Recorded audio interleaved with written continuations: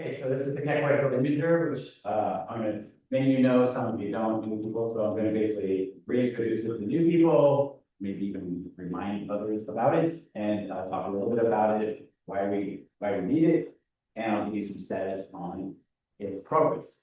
If you have any questions, interest, or design, whatever questions, because it's still in the final state of design, just email me there at that email address, and there's a website there that is kind of out of date, but at least it has the main things that you need to know. All right, so this, the wide field imager is a UV sensitive optical imager for Keck. So it's the most powerful wide field imager on Earth or in space for the foreseeable future, which is 2 or 3 decades. And that's not hyperbole, that's true. It'll keep Keck a leader, and I'll show you how in the era of ELT images. Yeah. Yes. The microphone here is the laptop. Okay. Okay. Hi. I'll stay right here. All right, so this is the instrument team. There's lots of people here. They're the best people in the world for this at Caltech, UC, Swinburne, ANU, Macquarie, and at Keck, and amongst other places, and science people involved in the science. There's way too many people. Just know there's a lot of people. Okay, and this has been in progress since 2019. So since that time, we basically said have a hard look on how do you keep Keck a leader in this new era of ELTs, which will be a few years, and JWST, and not just competitive, but actually do something that those telescopes cannot do. No telescope in the world cannot do that. Not the ELTs, not the JWST. So if you look at this plot, I'll just show you really quick. This is basically impact per paper on the bottom versus total impact. And you see Keck up in the upper right-hand corner, and being in the upper right-hand corner is the best. So Keck is great. It's doing really high impact paper work. Then there are 8-meter class telescopes, 4-meter class, et cetera. One thing you might notice is that there are 3 up here that are really high up, and those are 4-meter class telescopes. They're above 8-meter class telescopes, et cetera. And why is that? Because they have wide field imagers. Another way to look at it is papers per year. And along the bottom axis are telescopes. If I get rid of the radio, okay, so here are the optical and infrared telescopes, and these are papers per year. If you look at the top ones there, those are telescopes with wide field imagers. So clearly, a telescope with a wide field imager makes a big impact. It's the most used asked for instrument, and it has broad science across every single area of astronomy, essentially every single area. So if you can ask yourself, do I use a wide field imager? Have I used wide field imaging? Will I use wide field imaging? You also want to say, will I use JWST? Will I use the ELTs or Roman? How about radio? Will I be working with the square kilometer array or maybe DSA 2000? Maybe you have high energy interests, the shrunk up telescope arrays coming online. There's IceCube, which is particles with KM3 net, and even gravitational waves. If these areas are interesting to you, or you want to do multi-wavelength science, which is interesting, WFI is needed for these instruments, and I will explain how. I also want to note that over the last couple of decades, with the exception just of a couple, every major facility that's been built has been a wide field or all-sky telescope or array. Why is that? This is the science we're heading towards in the future. WFI is the only wide field imager that was built on an 8-meter class telescope or in space, as I mentioned, for 2 decades. Not only will it fill current big gaps in capabilities, it also enable new and leading science. It's going to be, I know this may be overused today, but it's a workhorse facility that will perform new leading science. That's not possible at all otherwise. It will fill these gaps, which include, I'll mention later, extremely deep U-band imaging, which no other facility has, and I'll explain why that's really important for a lot of science cases. It'll have low surface brightness capability. It has very fast readout and fast filter exchange with rapid response. So it can do interesting new science and also TOO capabilities for when that is the case. It has fast data reduction. You can take an image and a few minutes later, you can see your sources identified. And because it has a deployable mirror, you'll be able to actually take some images and a few minutes later get spectra of those images, which is quite a powerful capability. It'll also add narrow, multiband, and broadband imaging, and even fast CMOS imaging, which can give you really, really fast millisecond or longer, longer than millisecond imaging, or movies of the sky, right?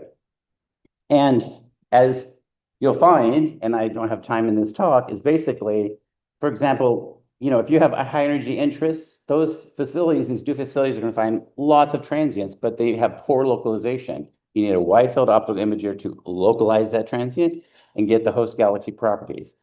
You might be interested in square kilometer array or radio. What they're doing is they're going to map the neutral hydrogen at the epoch of reionization. WFI is the only instrument that can map the ionized sources. It's going to determine what caused ionization, galaxy ionization, ionizing radiation from galaxies, and it can map it. So you have ionized reionization, radio, neutral. It can find gravitational waves farther and better than any other instrument out there.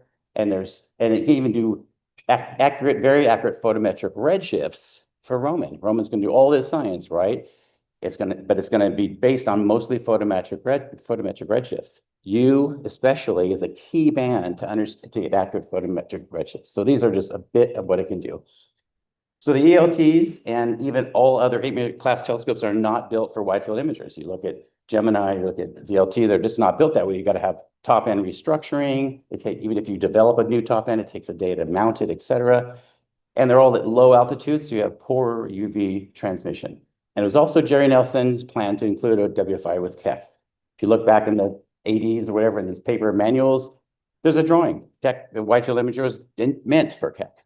And this is the whole plan all along. It goes up in that prime focus area, which is just that area up in the upper right, that hexagonal cage. And that's the whole idea is Keck is modular. You bring that thing down to the horizon deck, you can install instruments just like you would at Cassegrain. So it's not something, I mean, Keck is a unique design that enables this possibility. Here's a picture of the imager. It's a camera. It has a very powerful, simple design with only 4 lenses, so highest throughput possible. And even those are active, so they can act as an ADC. There's a filter exchanger, and there's super high efficiency detectors. And the back end of that instrument rotates to stay with the field on the sky. Here's a deployable secondary mirror that is a design of one possibility that if this works, it doesn't work.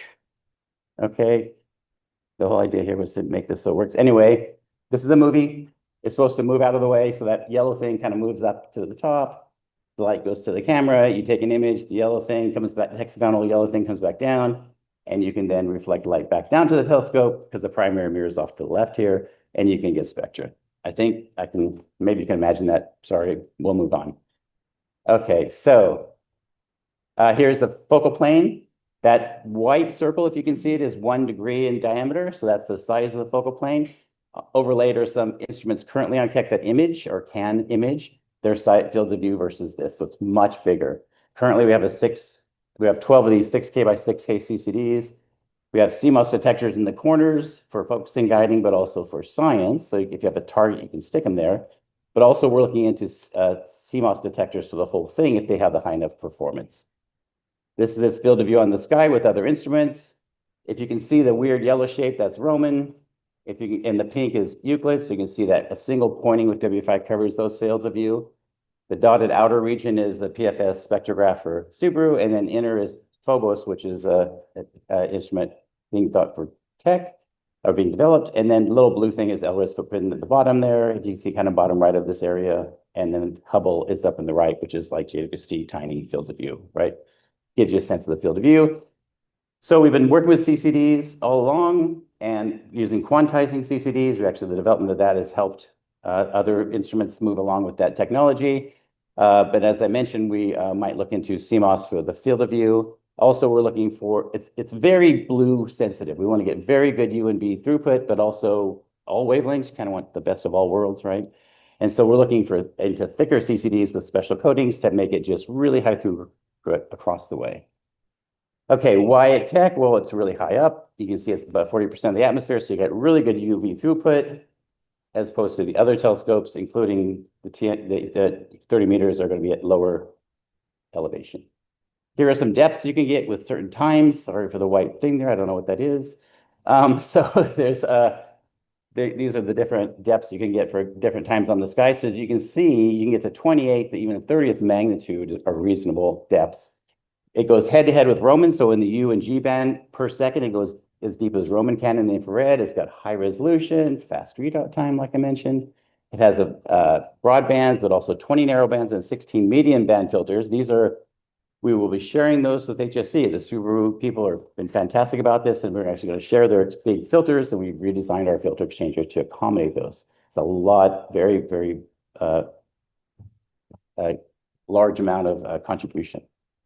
compared really quick, because I'm going to run out of time here, compared to LSST, the 10-year depths are underscored in teal there, 25.6, 26.9, et cetera.